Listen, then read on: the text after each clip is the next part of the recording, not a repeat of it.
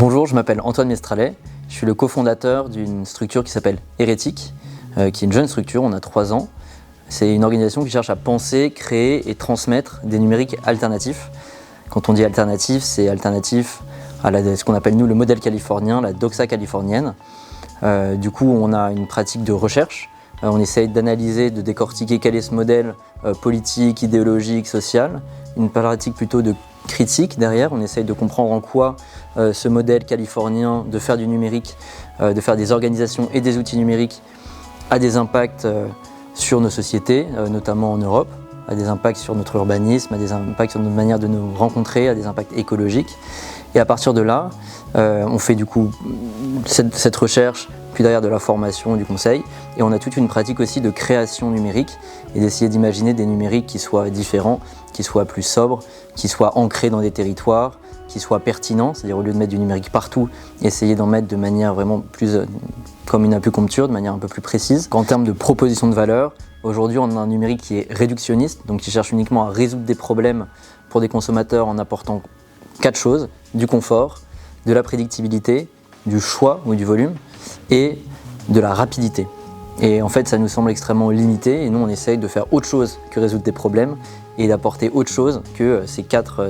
propositions de valeur qui sont finalement assez obsessionnelles et assez fermées.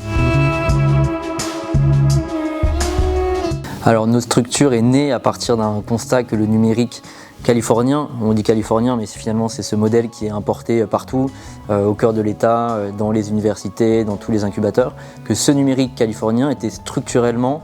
non durable. Comme il y avait cette volonté de tout numériser, de mettre du numérique partout, au maximum de performance pour tout le monde, pour faire des organisations qui veulent atteindre une position de monopole à chaque fois, on part du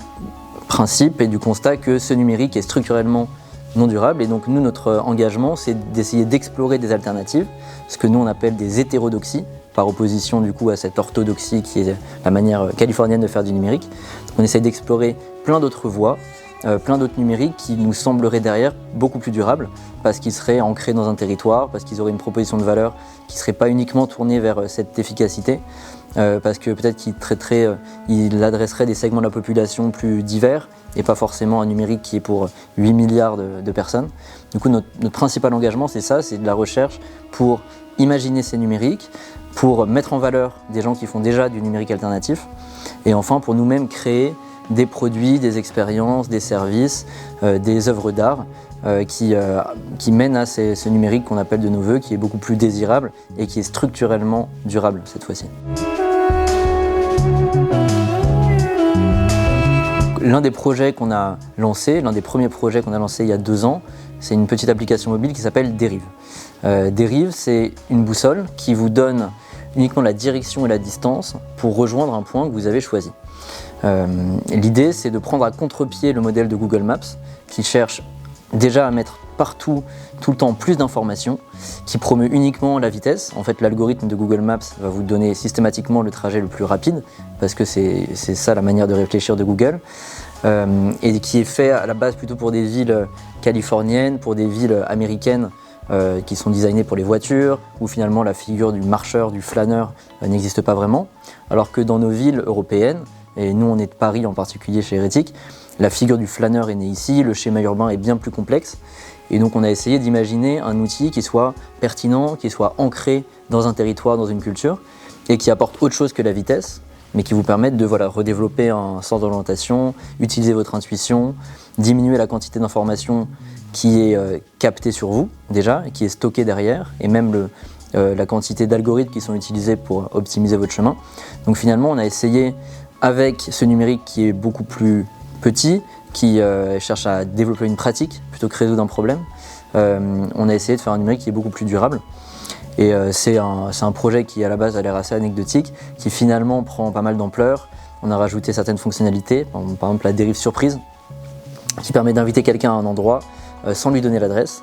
Et donc ce qui remet dans nos relations interpersonnelles un peu de confiance en l'autre, plutôt que de passer par les algorithmes de recommandation, un peu d'intuition, un peu de surprise, un peu d'aventure, tout ce qu'en fait les algorithmes de Google Maps essayent de nous faire oublier.